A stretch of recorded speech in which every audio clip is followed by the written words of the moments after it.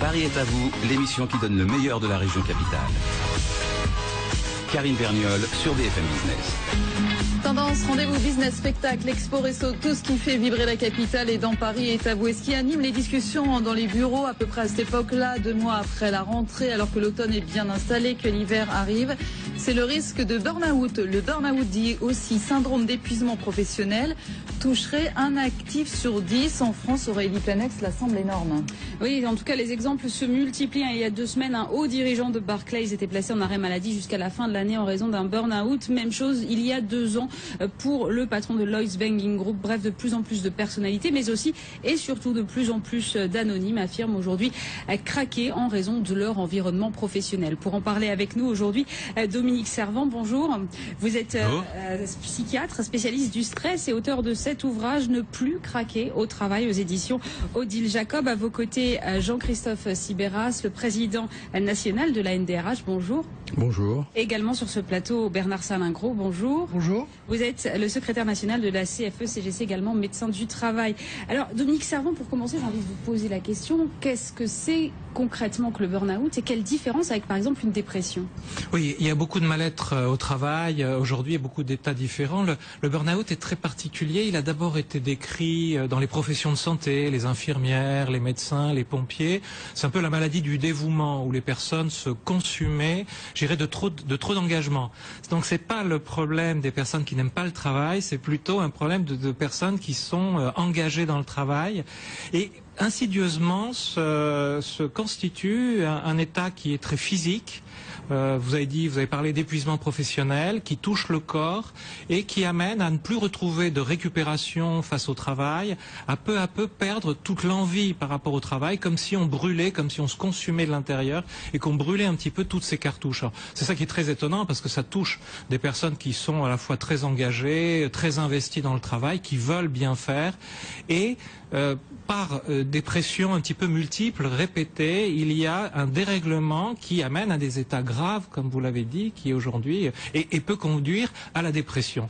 Mais ce qui est très important dans le burn-out, c'est justement de le dépister dans ses formes de début, là où à certains moments, les manifestations physiques, les troubles du sommeil, la fatigue, de nombreuses plaintes physiques vont être au premier plan, où les personnes vont aller voir leur médecin traitant, bien souvent, et où on ne fait pas le diagnostic, où on ne repère pas qu'il s'agit d'un état qui peut devenir grave et amener vraiment vers des états très très lourds, à l'arrêt de travail, la dépression, voire même d'autres états encore plus graves.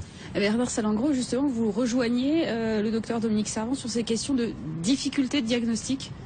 Tout à fait, la description clinique est celle du burn-out.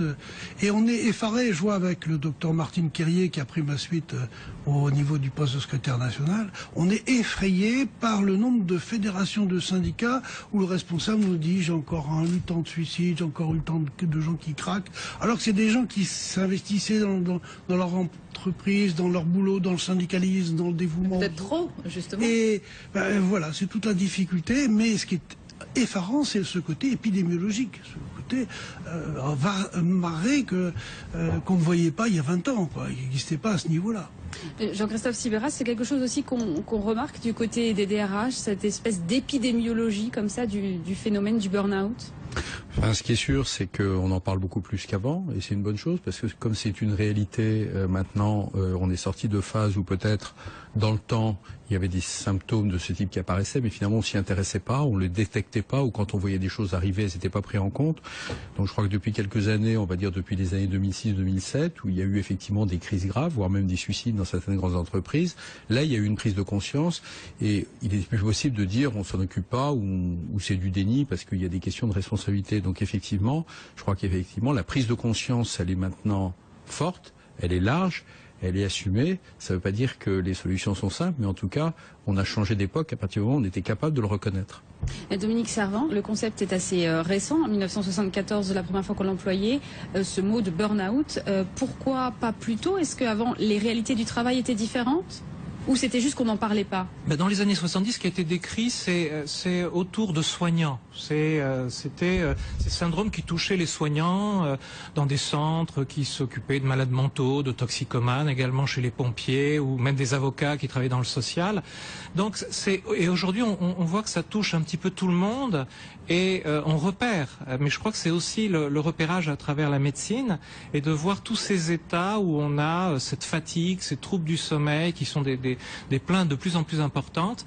Et puis une sorte d'état de dynamique, parce qu'en fait c'est ça le burn-out. C'est pas un état statique, c'est une dynamique avec une absence de récupération, une amplification des ruminations négatives. La personne ne pense qu'à cela en week-end, pendant les vacances. Elle n'arrive pas à se départir de ces ruminations négatives.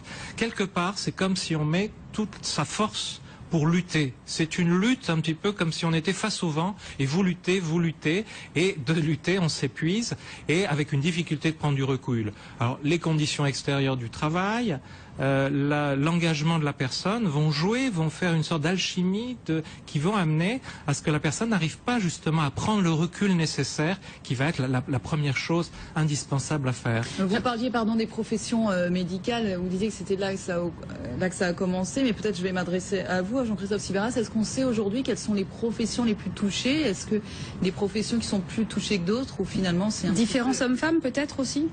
Alors effectivement, il y a des entreprises justement depuis les années 2006-2007 qui ont commencé vraiment à travailler à travers des observateurs du stress, à travers des mesures qui sont faites en particulier avec les médecins du travail, puisqu'ils jouent un rôle important de détection. Il y a des questionnaires qui sont mis en place pour qu'une conversation s'engage avec le collaborateur dans le cadre du secret médical. Il y a eu aussi beaucoup d'enquêtes faites à grande échelle avec des cabinets spécialisés qui intervenaient souvent avec l'aide à la demande des représentants du personnel, des CHSCT. Et qu'est-ce qu'on voit? On voit, c'est qu'effectivement, quand vous êtes dans une entreprise, ce qui est intéressant, c'est de faire une cartographie, de voir qu'effectivement, selon les secteurs de l'entreprise, tout le monde n'est pas forcément dans la même situation.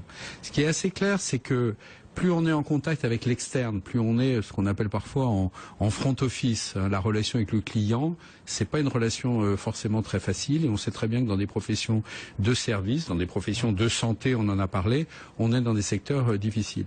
Les femmes plus que les hommes. C'est vrai que les enquêtes menées dans les grandes entreprises montrent que les femmes, alors là, sans doute parce qu'il y a l'addition, comme vient de le dire M. Servan, entre des facteurs de la vie personnelle et des facteurs de la vie professionnelle, mais les deux qui s'ajoutent, ça fait aussi beaucoup. On s'est aussi interrogé sur les catégories professionnelles. Vous avez parlé des dirigeants, etc., mais je crois qu'aussi il faudrait parler, par exemple, des ouvriers. On avait le sentiment que les ouvriers, ayant un travail extrêmement structuré, très organisé, on va dire, à la chaîne, pour un certain nombre d'entre eux, étaient moins touchés peut-être que d'autres. Eh bien, c'est pas vrai. On s'est aperçu, notamment dans l'automobile, que les salariés ouvriers étaient effectivement plus soumis à du stress que peut-être d'autres catégories. Donc, vous voyez, une cartographie qu'il faut regarder avec précision, parce que avant de commencer à se dire qu'est-ce qu'on fait, il faut quand même déjà se dire où sont les problèmes pour éviter de se disperser et essayer de travailler avec les collaborateurs qui en ont le plus besoin. Justement, Bernard Salingro, quelles sont les causes aujourd'hui que l'on connaît à cela? C'est le stress? Disons que le stress, il faudrait définir ce que vous voulez dire par le mot stress, mais c'est pas la première fois historiquement qu'on a une grande crise avec des suicides. Rappelons-nous Durkheim, en 1867. Il avait écrit sur les suicides professionnels. Et les grandes causes qu'il avait relevées, c'est quoi? C'est l'isolement des personnes, c'est l'anomie, la perte de sens. Or, quand vous interrogez, on l'a fait dans l'Observatoire du stress à la CFE-CGC, régulièrement on fait un sondage tous les 6 mois, eh bien, ce sont les facteurs les plus corrélés au vécu du stress. La perte de sens, ne plus savoir ce que devient l'entreprise, ce qu'on attend de soi, et l'isolement. Or, il y a une révolution managériale actuellement qui isole les personnes, qui pousse de plus en plus et qui isole, qui responsabilise et qui fait que la personne ne peut plus s'appuyer sur un collectif, sur un soutien social. En même temps, vous avez une révolution du travail tertiaire. avec ces merveilleuses machines que sont les ordinateurs, les logiciels, le RP, tout ce que vous pouvez imaginer. Il y a tous ces travailleurs du tertiaire et les cadres en particulier qui avaient tous leurs neurones comme outil de travail et rien que leurs neurones, à part peut-être une règle à calcul et une grammaire. Mais au jour d'aujourd'hui, ils ne peuvent plus faire sans Windows, sans tous les logiciels et avec la contrainte que le rythme est imposé, la procédure est imposée. C'est l'industrialisation comme Taylor a décrit pour les menuisiers qui se retrouvaient à la chaîne en perdant de l'autonomie. Mais justement aussi pour en dire ce que vous dites et ce que vous disiez, Monsieur Simaras, il y a aussi plus de frontières entre vie professionnelle et vie personnelle et les moments où on pouvait se reposer et donc se dire je me mets un peu en retrait des soucis du travail, on les a peut-être plus. Est-ce que ça aussi... Tout à fait. Les nouvelles technologies, à côté de cette industrialisation, je dirais, cognitive, en plus de ça, elles font éclater les repères temporels et géographiques. Avant, le cadre, il fermait son bureau, au revoir Madame la secrétaire. Bon week-end. Bon week-end. Maintenant, avec son portable, il a SMS chez SMS, et si le client chinois qui, lui, travaille pendant qu'il dort, l'appelle, ben, il doit répondre, etc. Il y a un éclatement des repères et des régulations de ce fait-là. C'est considérable. Actuellement, il y a une thèse de Monsieur Sevin qui va sortir bientôt, qui a été faite avec la CFE-CGC à ce sujet-là et qui montre l'impact considérable de ces nouvelles technologies. Dominique Servant, une fois qu'on a isolé un petit peu les causes, quelles conséquences? Vous parliez tout à l'heure de fatigue, mais quels sont les symptômes? À quoi est-ce qu'on peut reconnaître tout simplement un burn-out? Ça a l'air compliqué quand même. C'est la première chose, c'est pas les causes qu'il faut repérer, ce sont les signes, parce que il va falloir agir, et alors que sur les causes on peut pas toujours agir, même si on peut, bien entendu, c'est quelque chose de primordial.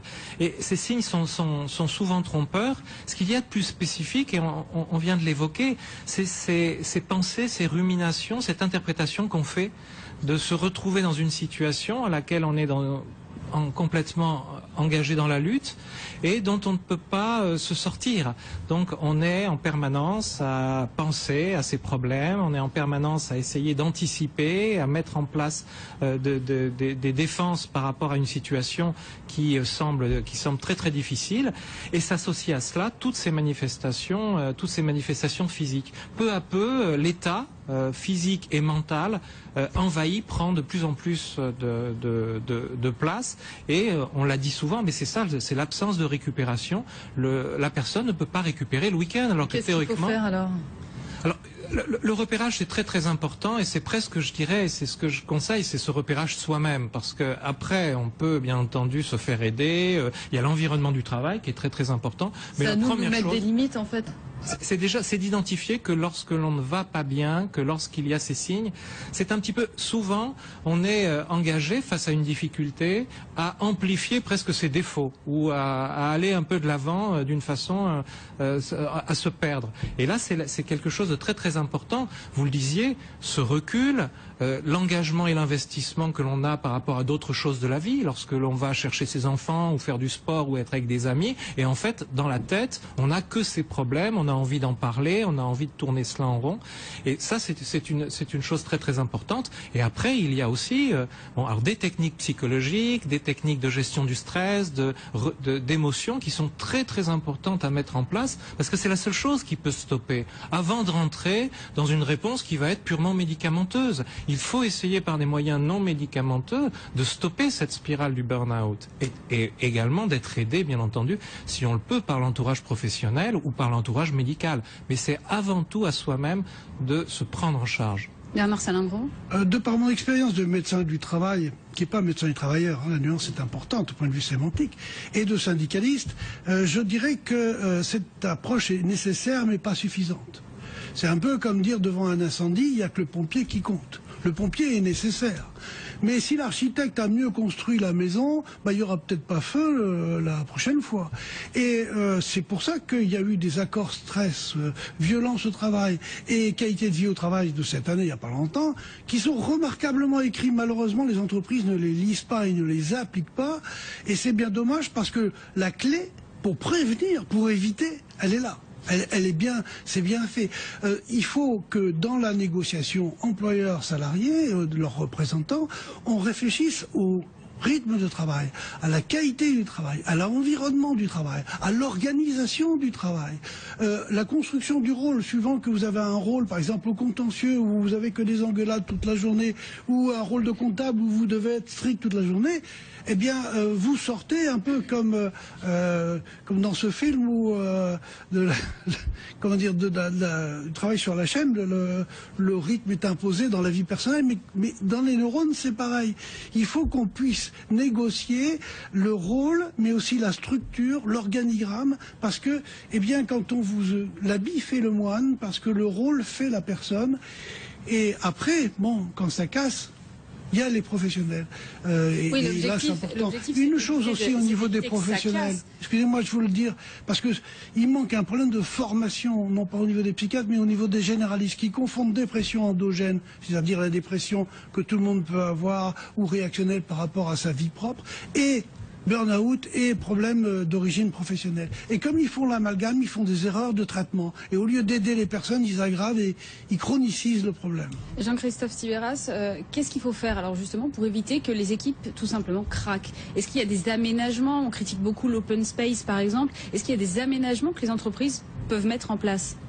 Alors effectivement, il y a beaucoup de choses à faire. Et les entreprises et les DRH se sont mis au travail déjà depuis maintenant plusieurs années. Alors je crois que maintenant c'est très général, comme on l'a dit tout à l'heure. Sachant que c'est pas des problèmes simples, parce que comme on le sait, il y a aussi des facteurs personnels. Et quand le collaborateur il arrive le matin, il rentre, mais il est peut-être très mal à l'intérieur de lui-même. Ça arrive. Et c'est parfois la conjonction, vous avez employé le mot d'alchimie, entre le personnel et ce qui se passe. Peut-être une étincelle au travail va faire craquer la personne. Donc ça, c'est pas très facile pour les entreprises, parce que ce qui se passe en dehors du travail, nous, dans les entreprises, si vous voulez, on n'a pas de levier d'action, bien évidemment.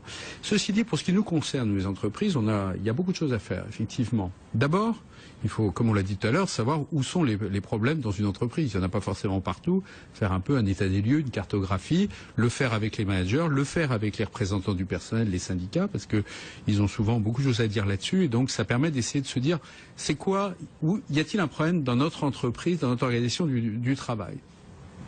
Deuxièmement, est-ce que le travail a changé? Parce que nous, au quotidien, finalement, on voit pas ce qui se passe, mais finalement, il faut à un moment donné se prendre du recul, se mettre un peu peut-être au vert, ça m'est arrivé, en disant qu'est-ce qui s'est passé ces dernières années. Vous avez très bien dit, docteur Salindro, par exemple, l'irruption des nouvelles technologies, le fait que ça a complètement fait éclater la partie vie privée, vie oui, on reste travail, connecté au travail tout le temps. Voilà. Bon, qu'est-ce qui s'est passé? Il y a pu aussi avoir des outils que les salariés ne maîtrisent pas. Hein. Je me souviens l'anglais dans des entreprises multinationales. Au fond, on s'aperçoit que l'anglais aujourd'hui se répand partout. C'est plus seulement les cadres que vous. Mais quand vous n'avez jamais été formé ou très peu à l'anglais, vous avez un travail, vous avez du mal à le faire. Vous êtes pas bien. Vous êtes inquiet parce que vous savez pas si avec votre interlocuteur, votre client, votre fournisseur, vous avez bien compris la même chose. Ça peut avoir des conséquences graves si on se comprend pas. Bon, il y a et puis finalement, quand on va et je reviens à ce qui a été dit au début, le problème numéro 1, c'est l'isolement. Les gens, il y a beaucoup de gens qui vivent seuls d'abord dans leur vie personnelle, malheureusement. Les familles séparées, c'est une réalité, donc ils arrivent avec ce qu'ils ont chez eux. Mais le risque, c'est d'être seul aussi au travail. La solitude au travail, malheureusement, ça peut exister.